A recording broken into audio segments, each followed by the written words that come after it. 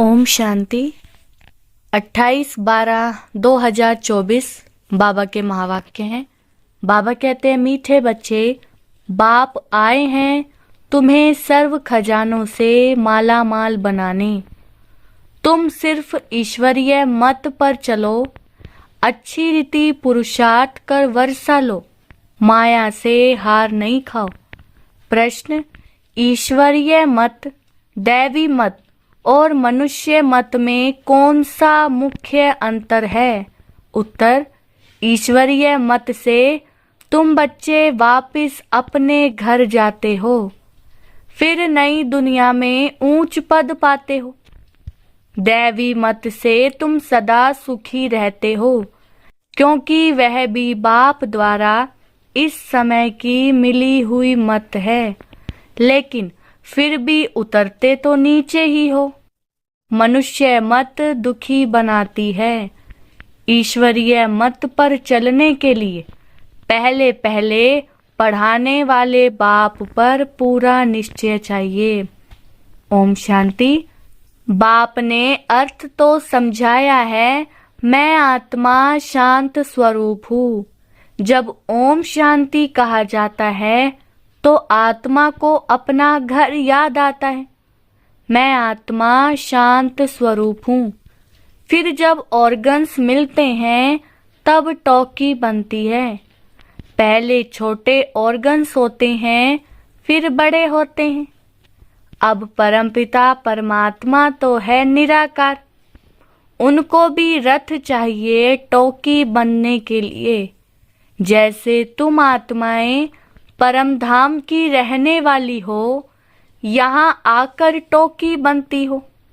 बाप भी कहते हैं, मैं तुमको नॉलेज देने के लिए टॉकी बना हूँ। बाप अपना और रचना के आदि मध्य अंत का परिचय देते हैं। यह है रूहानी पढ़ाई, वह होती है जिस्मानी पढ़ाई। वह अपने को शरीर समझते हैं।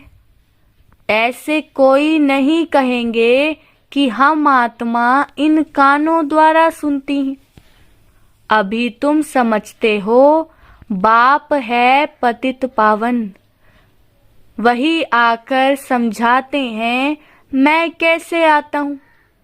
तुम्हारे मिसल मैं गर्भ में नहीं आता हूँ, मैं इनमें प्रवेश करता हूँ। फिर कोई प्रश्न ही नहीं उठता। यह रथ है, इनको माता भी कहा जाता है। सबसे बड़ी नदी ब्रह्मपुत्र है, तो यह है सबसे बड़ी नदी। पानी की तो बात नहीं, यह है महानदी, अर्थात सबसे बड़ी ज्ञान नदी है। तो बाप आत्माओं को समझाते हैं, मैं तुम्हारा बाप हूँ। जैसे तुम बात करते हो, मैं भी बात करता हूँ। मेरा पार्ट तो सबसे पिछाड़ी का है। जब तुम बिल्कुल पतित बन जाते हो, तब तुमको पावन बनाने के लिए आना होता है। इन लक्ष्मी नारायण को ऐसा बनाने वाला कौन, सिवाय ईश्वर के और कोई के लिए कह नहीं सकेंगे। बेहद का बाप ही स्वर्ग का मालिक बनाते होंगे ना। बाप ही ज्ञान का सागर है।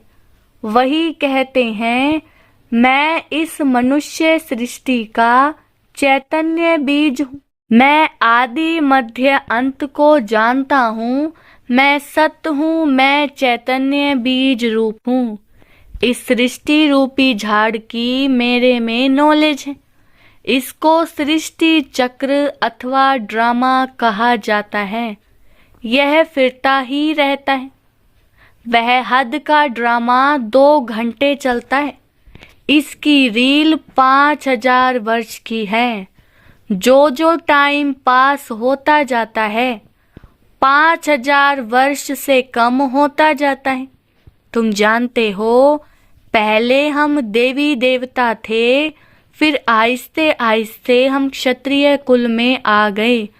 यह सारा राज बुद्धि में है ना। तो यह सिमरन करते रहना चाहिए। हम शुरू में पार्ट बजाने आए तो हम 100 देवी देवता थे, 1250 वर्ष राज्य किया। टाइम तो गुजरता जाता है ना, लाखों वर्ष की तो बात ही नहीं। लाखों वर्ष का तो कोई चिंतन भी कर ना सके। तुम बच्चे समझते हो हम यह देवी देवता थे, फिर पार्ट बजाते, वर्ष पिछाड़ी वर्ष पास करते करते अभी कितने वर्ष पास कर चुके हैं। धीरे धीरे सुख कम होता जाता है। हर एक चीज सतो प्रधान, सतो रजो तमो होती है। पुरानी जरूर होती है। यह फिर है बेहद की बात। यह सब बातें अच्छी रीति बुद्धि में धारण कर फिर औरों को समझाना है। सब तो एक जैसे नहीं होते, जरूर भिन्न भिन्न रीति समझाते होंगे। चक्र समझाना सबसे सहज है। ड्रामा और झाड़ दोनों मुख्य चित्र हैं। कल्प वृक्ष नाम है ना, कल्प की आयु कितने वर्ष की है यह कोई भी नहीं जानते। मनुष्यों की अनेक मत हैं, कोई क्या कहेंगे कोई क्या कहेंगे। अभी तुमने अनेक मनुष्य मत को भी समझा है और एक ईश्वरीय मत को भी समझा है। कितना फर्क है।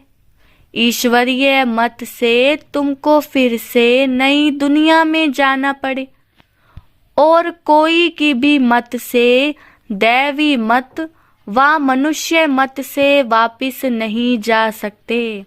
दैवी मत से तुम उतरते ही हो क्योंकि कला कम होती जाती है। आसुरी मत से भी उतरते हो, परंतु दैवी मत में सुख है, आसुरी मत में दुख है। दैवी मत भी इस समय बाप की दी हुई है, इसलिए तुम सुखी रहते हो। बेहद का बाप कितना दूर दूर से आते हैं। मनुष्य कमाने के लिए बाहर जाते, जब बहुत धन इकट्ठा होता है तो फिर आते हैं। बाप भी कहते हैं मैं तुम बच्चों के लिए बहुत खजाना ले आता हूँ, क्योंकि जानता हूँ तुमको बहुत माल दिए थे, वह सब तुमने गवा दिया है। तुमसे ही बात करता हूँ जिन्होंने प्रैक्टिकल में गवाया है। 5000 वर्ष की बात तुमको याद है ना? कहते हैं हाँ बाबा, 5000 वर्ष पहले आपसे मिले थे, आपने वर्षा दिया था। अब तुमको स्मृति आई है, बरोबर बेहद के बाप से बेहद का वर्षा लिया था। बाबा आपसे नई दुनिया की राजाई का वर्षा लिया था। अच्छा फिर पुरुषार्थ करो, ऐसे नहीं कहो बाबा माया के भूत ने हमको हरा दिया। देह अभिमान के बाद ही तुम माया से हारते हो। लोभ किया, रिश्वत खाई, लाचारी की बात और है। बाबा जानते हैं लोभ के सिवाय पेट पूजा नहीं होगी, हर्जा नहीं।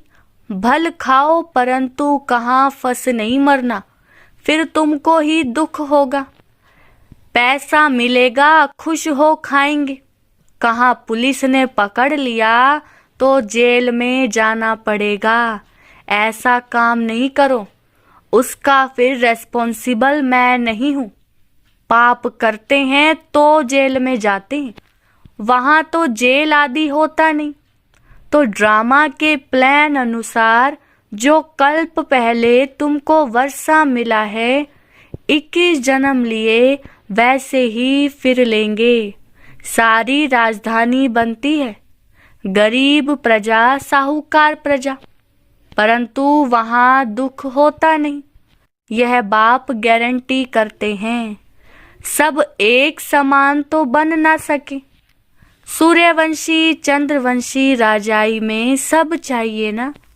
बच्चे जानते हैं कैसे बाप हमको विश्व की बादशाही देते हैं, फिर हम उतरते हैं। स्मृति में आया ना, स्कूल में पढ़ाई स्मृति में रहती है ना, यहाँ भी बाप स्मृति दिलाते हैं। यह रूहानी पढ़ाई दुनिया भर में और कोई पढ़ा ना सके। गीता में भी लिखा हुआ है मन मना भव। इसको महामंत्र वशीकरण मंत्र कहते हैं, अर्थात माया पर जीत पाने का मंत्र। माया जीते जगत जीत। माया 5 विकार को कहा जाता है। रावण का चित्र बिल्कुल क्लियर है। 5 विकार स्त्री में, 5 विकार पुरुष में। इनसे गधा अर्थात टट्टू बन जाते हैं, इसलिए ऊपर में गधे का शीश देते हैं। अभी तुम समझते हो, ज्ञान बिगर हम भी ऐसे थे। बाप कितना रमणीक रीति बैठ पढ़ाते हैं। वह है सुप्रीम टीचर। उनसे जो हम पढ़ते हैं वह फिर औरों को सुनाते हैं। पहले तो पढ़ाने वाले में निश्चय कराना चाहिए। बोलो, बाप ने हमको यह समझाया है, अब मानो ना मानो। यह बेहद का बाप तो है ना। श्रीमत ही श्रेष्ठ बनाती है, तो श्रेष्ठ नई दुनिया भी जरूर चाहिए ना। अभी तुम समझते हो, हम किचड़े की दुनिया में बैठे हैं, दूसरा कोई समझ ना सके। वहाँ हम बहिष्ठ स्वर्ग में सदा सुखी रहते हैं। यहाँ नरक में कितने दुखी हैं। इसको नरक कहो व विषय वैतरणी नदी कहो, पुरानी दुनिया छी है। अभी तुम फील करते हो, कहाँ सतयुग स्वर्ग, कहाँ कलयुग नरक। स्वर्ग को कहा जाता है वंडर ऑफ वर्ल्ड, त्रेता को भी नहीं कहेंगे। यहाँ इस गंदी दुनिया में रहने में मनुष्यों को कितनी खुशी होती है। विष्टा के कीड़े को भ्रमरी भूं भूं कर आप समान बनाती। तुम भी किचड़े में पड़े हुए थे, मैंने आकर भूं भूं कर तुमको कीड़े से अर्थात शूद्र से ब्राह्मण बनाया है। अभी तुम डबल सिरताज बनते हो, तो कितनी खुशी रहनी चाहिए। पुरुषार्थ भी पूरा करना चाहिए। बेहद का बाप समझानी तो बहुत सहज देते हैं, दिल से लगता भी है। बाबा सच सच कहते हैं। इस समय सभी माया की दुबन में फंसे हुए हैं। बाहर का शो कितना है। बाबा समझाते हैं, हम तुमको दुबन से आकर बचाते हैं, स्वर्ग में ले जाते हैं। स्वर्ग का नाम सुना हुआ है, अभी स्वर्ग तो है नहीं, सिर्फ यह चित्र है। यह स्वर्ग के मालिक कितने धनवान थे। भक्ति मार्ग में भल रोज मंदिरों में जाते थे, परंतु यह ज्ञान कुछ नहीं था।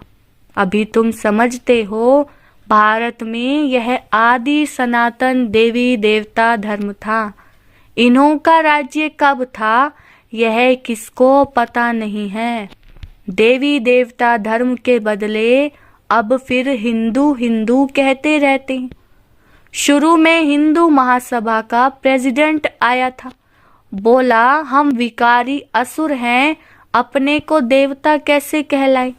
हमने कहा अच्छा आओ तो तुमको समझाए। देवी देवता धर्म की स्थापना फिर से हो रही है। हम तुमको स्वर्ग का मालिक बना देंगे, बैठकर सीखो। बोला दादाजी फुर्सत कहाँ, फुर्सत नहीं तो फिर देवता कैसे बनेंगे। यह पढ़ाई है ना, बेचारे की तकदीर में नहीं था, मर गया। ऐसे भी नहीं कहेंगे वह कोई प्रजा में आएगा, नहीं, ऐसे ही चला आया था। सुना था यहाँ पवित्रता का ज्ञान मिलता है, परंतु सतयुग में तो आ ना सके, फिर भी हिंदू धर्म में ही आएंगे। तुम बच्चे समझते हो, माया बड़ी प्रबल है, कोई ना कोई भूल कराती रहती है। कभी कोई उल्टा सुल्टा पाप हो तो बाप को सच्ची दिल से सुनाना है।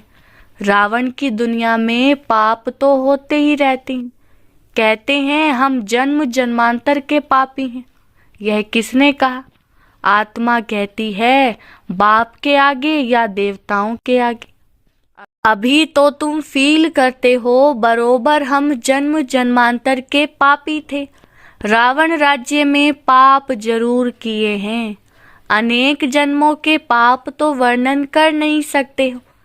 इस जन्म का वर्णन कर सकते हैं, वह सुनाने से भी हल्का हो जाएगा। सर्जन के आगे बीमारी सुनानी है, फलाने को मारा, चोरी की, इस सुनाने में लज्जा नहीं आती है। विकार की बात सुनाने में लज्जा आती है। सर्जन से लज्जा करेंगे तो बीमारी छूटेगी कैसे? फिर अंदर दिल को खाती रहेगी। बाप को याद नहीं कर सकेंगे। सच सुनाएंगे तो याद कर सकेंगे। बाप कहते हैं मैं सर्जन तुम्हारी कितनी दवाई करता हूँ, तुम्हारी काया सदैव कंचन रहेगी। सर्जन को बताने से हल्का हो जाता है। कोई कोई आपे ही लिख देते हैं बाबा हमने जन्म जन्मांतर पाप किए हैं। पाप आत्माओं की दुनिया में पाप आत्मा ही बने हैं। अब बाप कहते हैं बच्चे तुम्हें पाप आत्माओं से लेन देन नहीं करनी है। सच्चा सतगुरु अकाल मूर्त है बाप, वह कभी पुनर्जन्म में नहीं आते हैं। उन्होंने अकाल तख्त नाम रखा है, परंतु अर्थ नहीं समझते हैं। बाप ने समझाया है आत्मा का यह तख्त है, शोभता भी यहाँ है, तिलक भी यहाँ भ्रिकुटी में देते हैं ना। असुल में तिलक एकदम बिंदी मिसल देते थे।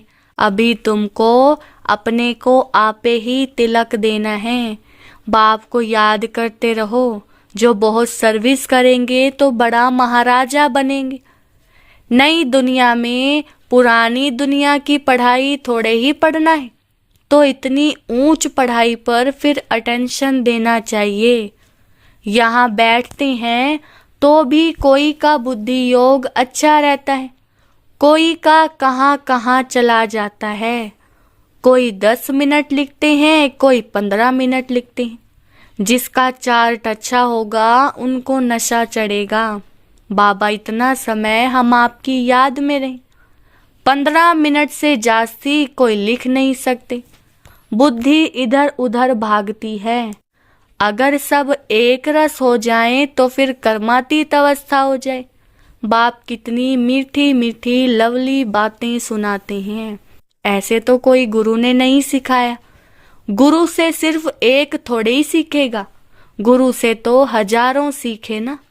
सतगुरु से तुम कितने सीखते हो? यह है माया को वश करने का मंत्र।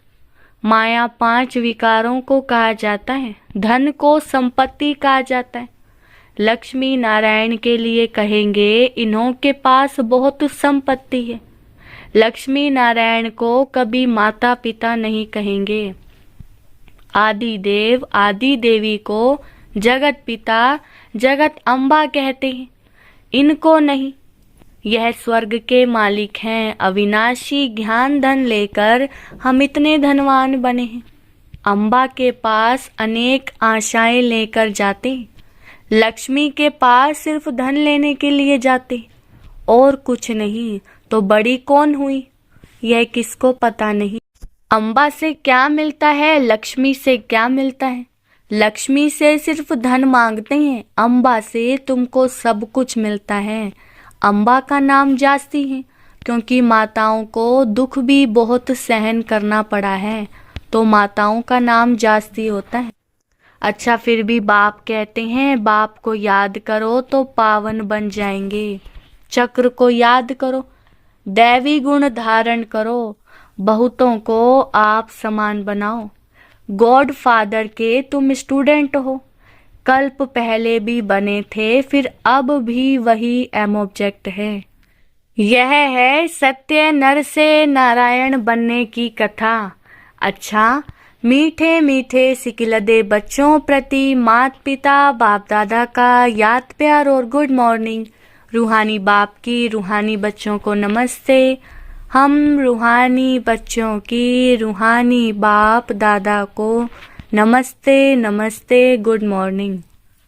धारणा के लिए मुख्य सार। फर्स्ट पॉइंट है, अपनी बीमारी सर्जन से कभी भी छिपानी नहीं है, माया के भूतों से स्वयं को बचाना है। अपने को राज तिलक देने के लिए सर्विस जरूर करनी है। दूसरा, स्वयं को अविनाशी ज्ञान धन से धनवान बनाना है। अब पाप आत्माओं से लेन देन नहीं करनी है। पढ़ाई पर पूरा पूरा अटेंशन देना है। वरदान, इस कल्याणकारी युग में सर्व का कल्याण करने वाले प्रकृति जीत माया जीत भव। विस्तार है, संगम युग को कल्याणकारी युग कहा जाता है। इस युग में सदा ये स्वमान याद रहे कि मैं कल्याणकारी आत्मा हूँ। मेरा कर्तव्य है पहले स्वयं का कल्याण करना, फिर सर्व का कल्याण करना। मनुष्य आत्माएं तो क्या हम प्रकृति का भी कल्याण करने वाले हैं, इसलिए प्रकृति जीत माया जीत कहलाते हैं। जब आत्मा पुरुष प्रकृति जीत बन जाती है तो प्रकृति भी सुखदायी बन जाती है। प्रकृति व माया की हलचल में आ नहीं सकते, उन्हों पर अकल्याण के वायुमंडल का प्रभाव पड़ नहीं सकता। स्लोगन, एक दूसरे के विचारों को सम्मान दो तो माननीय आत्मा बन जाएंगे। अच्छा, ओम शांति।